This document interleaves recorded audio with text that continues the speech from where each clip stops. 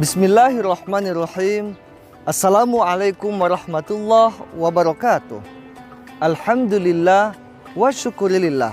Wassalatu wassalamu ala rasulillah amma ba'du.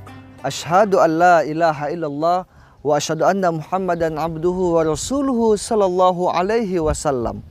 Sahabat dakwah yang cinta dan dicintai oleh Allah subhanahu wa ta'ala.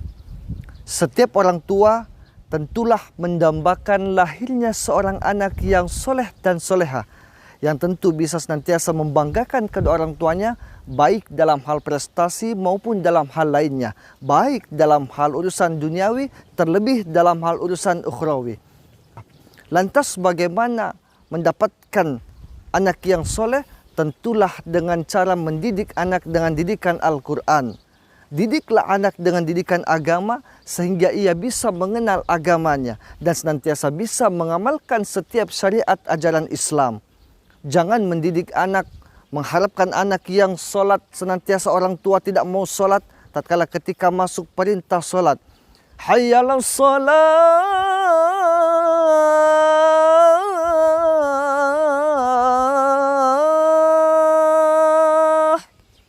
anak disuruh solat.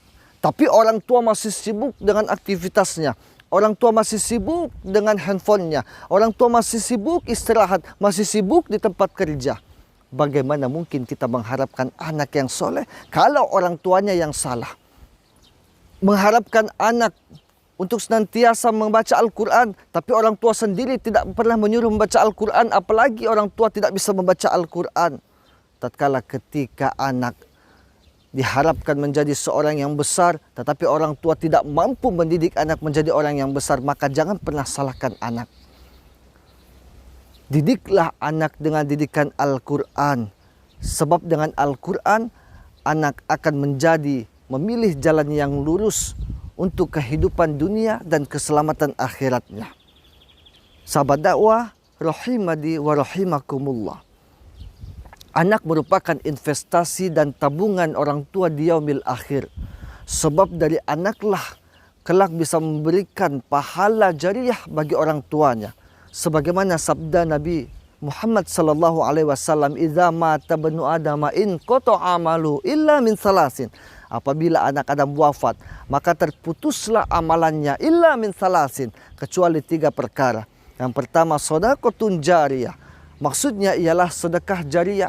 Sedekah yang kita gunakan untuk pembangunan masjid, pondok pesantren, pondok tahfizul Quran dan lain sebagainya. Itu merupakan amal jariah yang terus membawa kepada kita, mengalirkan pahala kepada kita tatkala ketika kita telah meninggal dunia.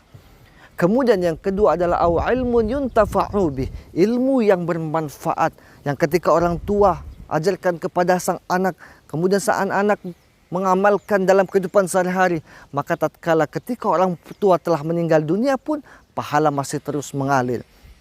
Semisal pahala mengajarkan anak membaca suratul Fatihah untuk pertama kali. Jangan hanya mengharapkan anak bisa membaca surah Al-Fatihah dari gurunya, dari ustadz, tapi terlebih afdol surah Al-Fatihah diajarkan pertama kali oleh orang tuanya. Sebab orang tua adalah madrasatul ula, pendidikan pertama bagi sang anak. Sehingga yang terjadi adalah tatkala ketika nantinya anak bisa membaca Al-Fatihah dengan baik dan benar, terdengar dari suara masjid membaca surah Al-Fatihah, ketika di rumah terdengar suara merdu, Bismillahirrahmanirrahim, Alhamdulillahi Rabbil Alamin, Ar-Rahmanir-Rahim, Maliki Yaumiddin, Iyyaka na'budu wa iyyaka nasta'in, Ihdinas siratal mustaqim, Siratal ladzina an'amta 'alaihim, ghairil maghdubi 'alaihim waladdallin.